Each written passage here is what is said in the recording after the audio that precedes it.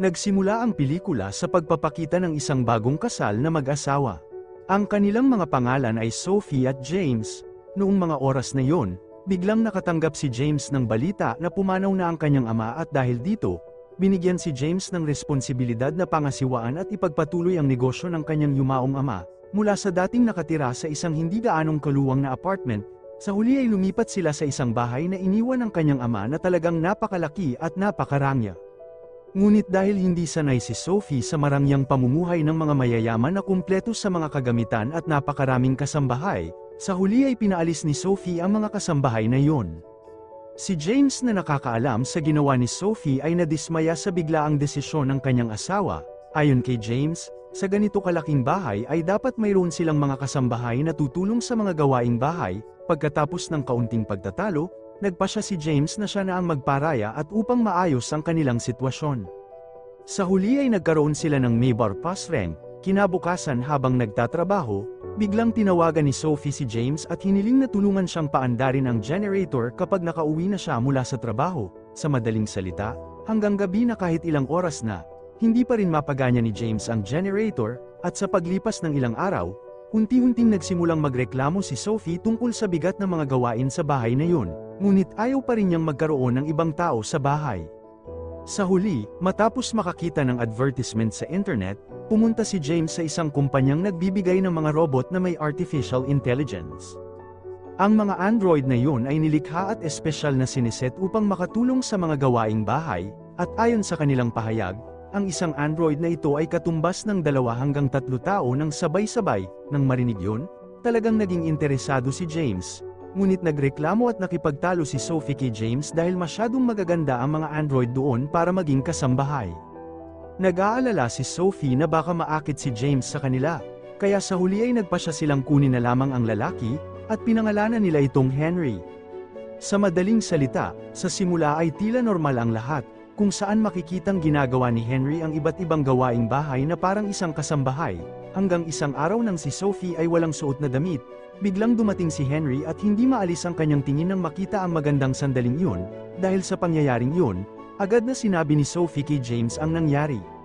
Pinakalma siya ni James at tiniyak kay Sophie na isa lamang siyang android. Kinabukasan, bago magtrabaho, hiniling ni James kay Henry na samahan siyang mag-ehersisyo, at dito nagsimulang mapagtanto ni James na kayang makipag-interact ni Henry, hanggang sa makipag-usap ng seryoso na parang isang kaibigan. Pagkatapos noon, sinabi ni James kay Sophie ang tungkol dito. Ayon sa kanya, talagang napakatalino ni Henry na parang sila rin mismo.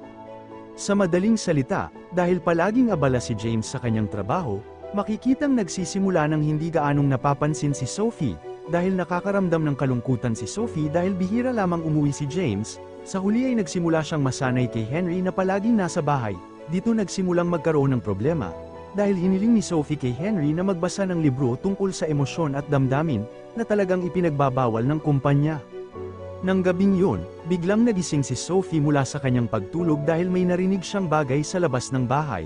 Nang tingnan niya ito, nakita niyang nasa labas si Henry at natutulog ng walang suot na damit sa harap ng bahay. Lumapit sa kanya si Sophie at tinanong kung ano ang nangyari. Sa huli ay ikinwento ni Henry na nanaginip siya kamakailan na isa siyang tao at ayon sa instruction manual na ibinigay ng kumpanya, ang mga android ay hindi talaga maaaring managinip.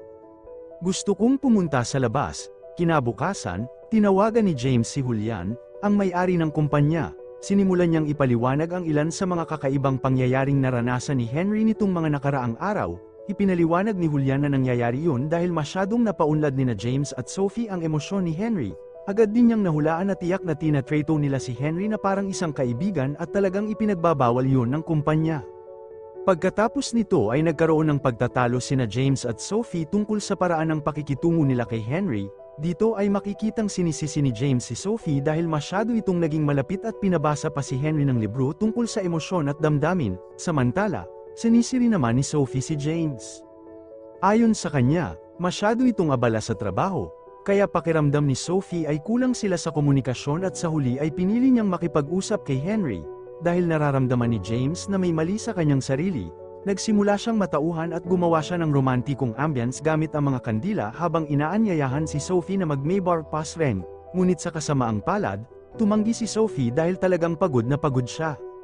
Isang araw, habang abala si James sa kanyang trabaho, makikitang muli siyang nakikipag-interact kay Henry. Nang marinig ang hinaing ng kanyang babaeng amo, sinabi niya na sa kasalukuyan ay tila nagsisimula na niyang maramdaman ang nilalaman ng puso ni Sophie, para bang nauunawaan niya na hindi gaanong napapansin ni James si Sophie.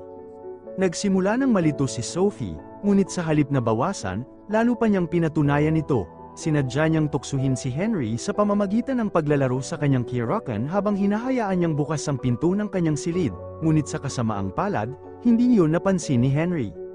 Lumipas ang ilang araw at makikitang nagsisimula ng makaramdam ng selos si James kapag nakikita niyang nag-uusap sina Sophie at Henry. Dahil natatakot siya, sa huli ay kumonsulta siya kay Julian tungkol sa pangyayaring ito.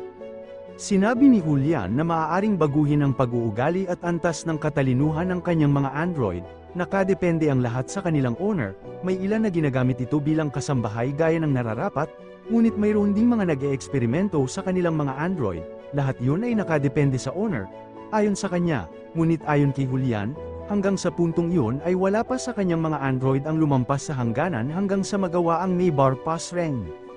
Nang gabing yun, sa wakas ay hiniling ni James kay Henry na lumayo at bawasan ang pakikipag-interact niya kay Sophie.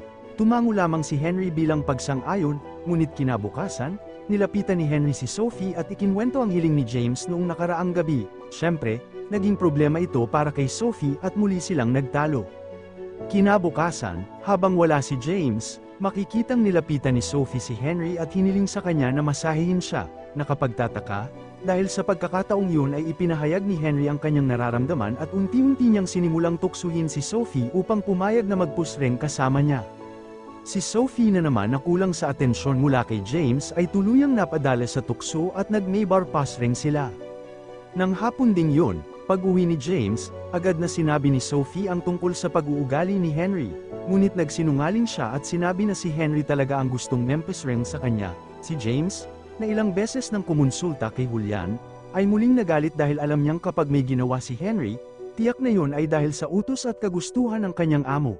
Ipinagtanggol ni Sophie ang kanyang sarili at sinabing ang hiniling lang niya ay masahihin siya, ngunit ang nangyari ay kabaligtaran. Sa huli, nilapitan ni James ang silid ni Henry habang matindi niya itong pinagsasabihan at nang gabing iyon ay nagpasya siyang tanggalin ang power supply ng baterya nito. Kinabukasan, sa wakas ay tinawagan ni James si Julian at hiniling na ayusin si Henry. Ngunit dahil hindi agad dumating si Julian, nagmamadaling pumunta si James sa opisina. Makalipas ang ilang sandali, biglang dumating si Henry na mapatla at tinanong si Sophie kung bakit siya pinagalitan ni James at tinanggal ang kanyang charge and power. Bago pa man siya makasagot, dumating na si Julian. Samantala, agad namang umalis si Sophie upang sundan si James sa opisina nito at tanungin kung bakit niya yun ginawa kay Henry. Pagkatapos ay inutusan ni Julian si Henry na agad na bumalik sa kanyang silid, ngunit hindi inaasahan, tumanggi si Henry sa utos. Sa kabilang banda, inamin naman ni James kay Sophie na minsan din siyang nag-Maybar Pass Ring kasama si Henry, at matapos nilang pag-isipan ang kani-kanilang mga pagkakamali, sa wakas ay nagbati sila at napagkasunduan nilang ibalik si Henry kay Julian. Nang makauwi sila, nakita nila si Henry na mag-isang nakaupo at malalim ang iniisip sa likod ng bahay. At doon ay inamin ni Henry na ang totoo, hindi siya isang android kundi isang tunay na tao. Pinatunayan niya yun sa harap ng salamin nang makita niya ang sugat mula sa suntok ni Julian matapos siyang tumanggi sa utos nito kaninang umaga. Natutunan din niya ang tungkol sa mga emosyon at damdamin mula sa librong ibinigay sa kanya ni Sophie. Ikinwento rin ni Henry na mula pa noong bata siya, kasama na niya ang kanyang mga kaibigan at nakatira sila kasama ni Julian. Sila at ang iba pa ay ni-brainwash upang maniwala na sila ay mga android. Tungkol naman sa charging, hindi pala ito kuryente kundi pagkain na nasa anyong likido. Nang marinig ang pahayag na yun, sa wakas ay iniulat nina James at Sophie ang kasong ito sa mga awtoridad. At agad na ni-raid ng mga pulis ang kumpanyang pag-aari ni Julian. Matapos ang lahat, bumalik si James sa kanilang bahay, ngunit may Julian na palang naghihintay sa kanya.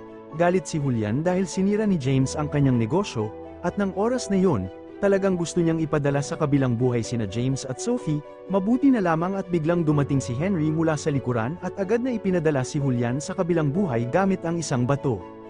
At dahil dito, natapos na ang pelikula, at yan ang naging kwento ng pelikulang pinamagatang Live Light. Kaya subukan ninyong isulat sa comment section kung ano ang inyong masasabi tungkol sa tinalakay natin ngayon, at kung nagustuhan ninyo, Huwag kalimutang ibigay ang inyong like. Salamat sa panunood ng video at hanggang sa susunod.